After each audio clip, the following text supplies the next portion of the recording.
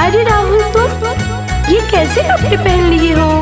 और कल बोली थी मुझे चॉकलेट खिलाने के लिए, और मेरा पिज्जा? जा जा, तोरे वजह से बर्बाद हो गए। मेरी वजह से? मैंने ऐसा क्या किया? और का ल सुना।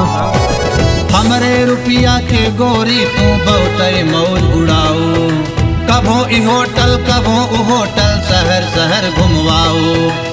तोहरे पीछे खर्चा कई के नंगा होई गए, तोहरे पीछे खर्चा कई के नंगा होई गए।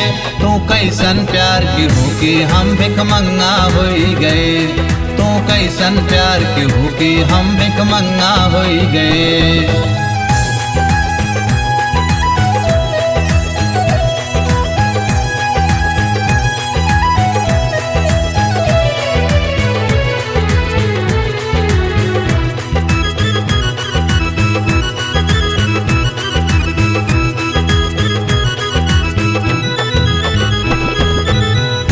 प्यार में पागल भये ऐसन फेंको चारा, ऐसन फेंको चारा।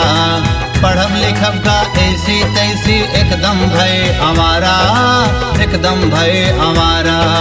गाँव घरा के नजरे में लफंगा होई गए, गाँव घरा के नजरे में लफंगा होई गए। तू कैसन प्यार की हो कि हम भिखमंगा होई गए, तू कैसन प्यार की हो कि हम भिखमंगा होई गए।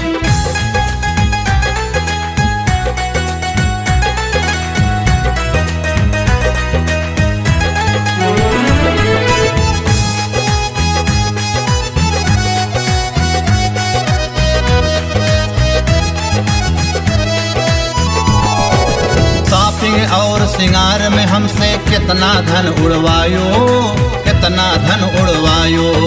कभो मोबाइल कभो तो कपड़ा, मांग पे मांग बतायो, मांग पे मांग बतायो।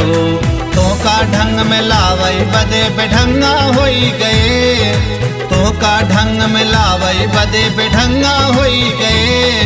तो कैसन प्यार के हो कि हम भिखमंगा होई गए, तू कैसन प्यार के हो कि हम भिखमंगा हो गए।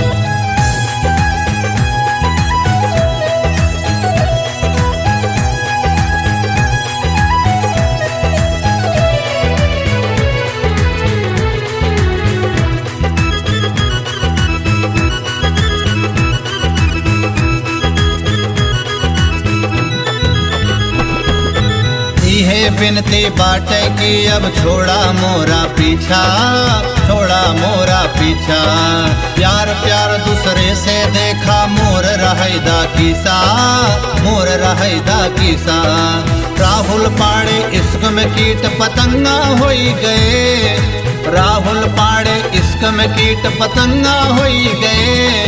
तो कैसन प्यार के हो कि हम भिखमंगा हो गए, तो कैसन प्यार की हो कि हम भिखमंगा होई गए।